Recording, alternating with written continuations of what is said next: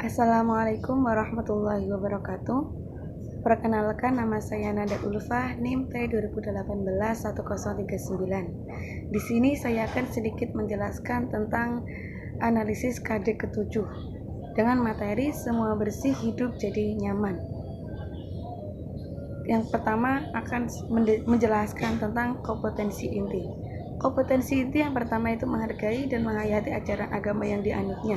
Yang kedua, menunjukkan perilaku jujur, disiplin, bertanggung jawab, peduli, toleransi, gotong royong, santun, percaya diri dalam berinteraksi secara efektif dengan lingkungan sosial dan alam dalam jangkauan pergaulan dan keberadaannya. Yang ketiga yaitu memahami pengetahuan faktual, konseptual, dan prosedural berdasarkan rasa ingin tahunya tentang ilmu pengetahuan, teknologi, seni, budaya terkait fenomena dan kejadian tapak mata. Yang keempat yaitu mencoba mengolah dan menyaji dalam ranah konkret, yaitu menggunakan mengurai, merangkai, memodifikasi, dan membum. Dan ranah abstrak yaitu menulis, membaca, menghitung, menggambar, dan mengarang sesuai dengan yang dipelajari di sekolah dan sumber lain yang sama dalam sudut pandang atau teori. Yang kedua yaitu kompetensi dasar. Kompetensi dasar yang pertama itu menghayati ajaran bersuci dari hadas kecil dan hadas besar berdasarkan syariat Islam. Yang kedua, menunjukkan perilaku hidup bersih sebagai wujud ketentuan bersuci dari hadas besar berdasarkan syariat Islam.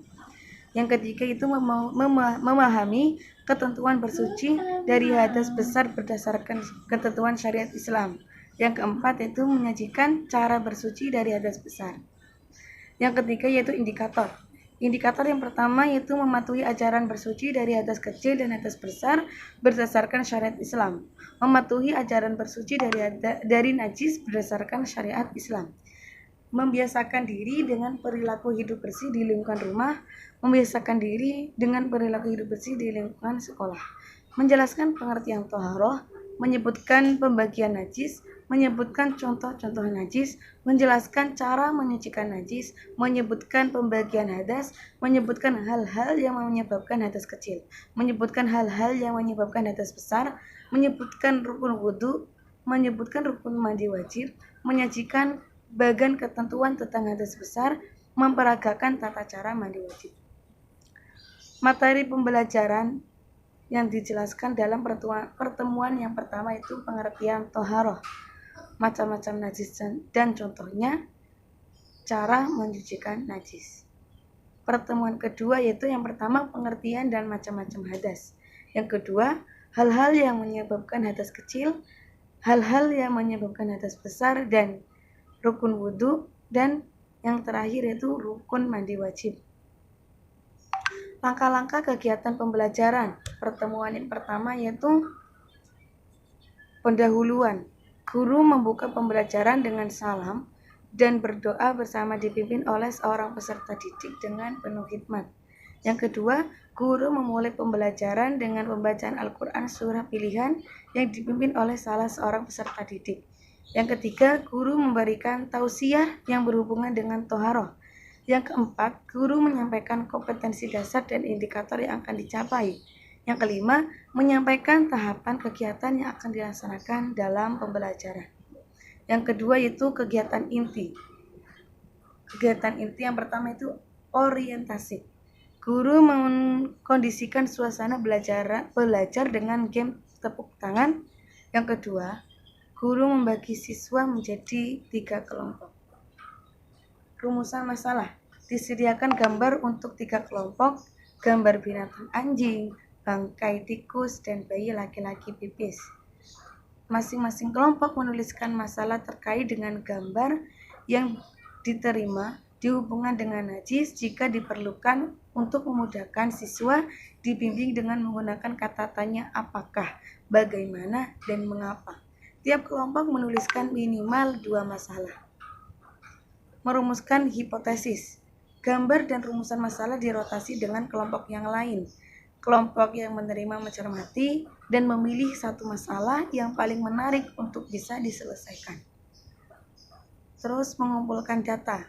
Tiap kelompok mencari data atau informasi yang diperlukan dari berbagai sumber. Tiap kelompok menginventarisasi dan menuliskan berbagai alternatif jawaban atau penyelesaian dari masalah tersebut. Terus menguji hipotesis, mendiskusikan berbagai alternatif jawaban untuk dipilih yang paling tepat. Merumuskan simpulan. Yang pertama, tiap kelompok merumuskan simpulan dan disajikan dalam bentuk gambar dan informasi. Yang kedua itu tiap kelompok memajang hasilnya pada dinding kelas. Yang terakhir yaitu penutup. Guru memberikan apresiasi dan penguatan materi. Yang kedua, guru bersama peserta didik merumuskan simpulan. Yang ketiga, guru bersama-sama peserta didik melakukan refleksi terhadap pembelajaran yang telah dilaksanakan. Yang keempat, guru menyampaikan kegiatan yang akan dilakukan pada pertemuan berikutnya. Yang kelima, guru bersama para peserta didik menutup pelajaran dengan berdoa. Pertemuan kedua, yaitu pendahuluan. 1. Guru membuka pembelajaran dengan salam dan berdoa bersama dipimpin oleh seorang peserta didik dengan penuh khidmat. Yang kedua, guru memulai pembelajaran dengan membaca Al-Quran, surat pilihan yang dipilih oleh salah seorang peserta didik. Yang ketiga, guru memberikan tausiah kepada peserta didik terkait dengan hadas. Guru menyampaikan kompetensi dasar dan indikator yang akan dicapai. Peserta didik dibagi menjadi 3 kelompok, masing-masing kelompok terdiri dari 6 orang peserta didik. Yang keenam, peserta menyampaikan tahapan kegiatan yang akan dilaksanakan dalam pembelajaran. Yang kedua itu kegiatan inti. Yang pertama itu mengamati. Setiap kelompok mendapatkan amplop berisi kartu-kartu ketentuan hadas besar dan hadas kecil, membuka dan mencermati isinya. Yang kedua itu menanya. Berdasarkan kartu-kartu yang diterima, setiap kelompok diberi kesempatan saling bertanya mengenai ketentuan hadas besar dan hadas kecil. Yang ketiga yaitu mengeksplorasi. Setiap kelompok menyusun dengan benar kartu-kartu yang diterima, ditempel pada kertas-kertas plano. Yang keempat, hasil-hasil masing kelompok ditanggapi oleh kelompok lain dengan cara berkunjung atau berbelanja. Selanjutnya itu mengasosiasi. Setiap kelompok membuat paparan mengenai tata cara mandi wajib yang disajikan dalam bentuk gambar dan keterangan. Mengomunikasikan. Itu setiap kelompok menunjuk salah satu anggotanya untuk menjadi penjaga rumah, sedangkan yang lain bertugas berkunjung ke setiap rumah kelompok lain untuk melihat dan mencari informasi dari paparan ke kelompok lain. Yang ketujuh yaitu setelah selesai berkunjung ke kelompok lain, siswa kembali ke kelompok masing-masing untuk menginformasikan hasil berbelanja kepada penjaga rumah.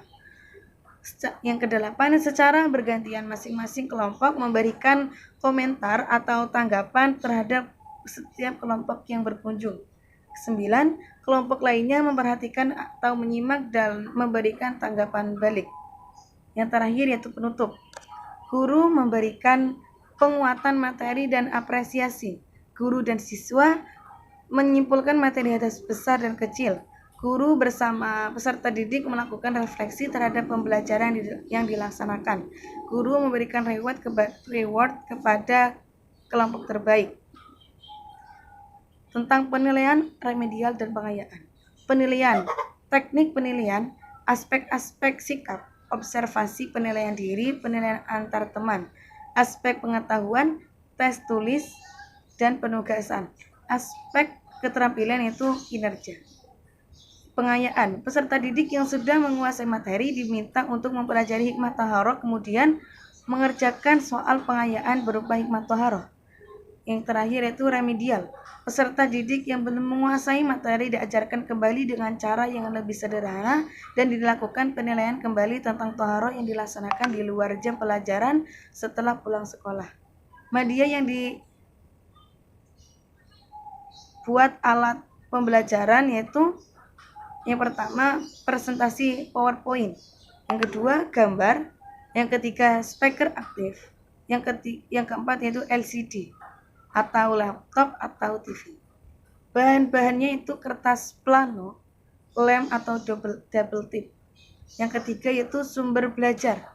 Sumber belajar Departemen Agama Republik Indonesia 2005, Al-Quran dan terjemahnya, Jakarta, Departemen Agama Republik Indonesia. Yang kedua, Muhammad Ahsan dan Sumiati 2014, Pendidikan Agama Islam dan Budi Pekerti SMP atau MTS kelas 8, buku siswa Jakarta, Kementerian Pendidikan dan Kebudayaan.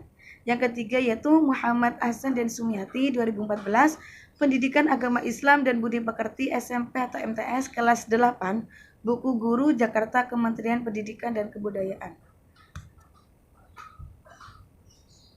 Terima kasih, itu saja yang bisa saya presentasikan. Apabila ada salah kata, saya mohon maaf yang sebesar-besarnya. Wassalamualaikum warahmatullahi wabarakatuh.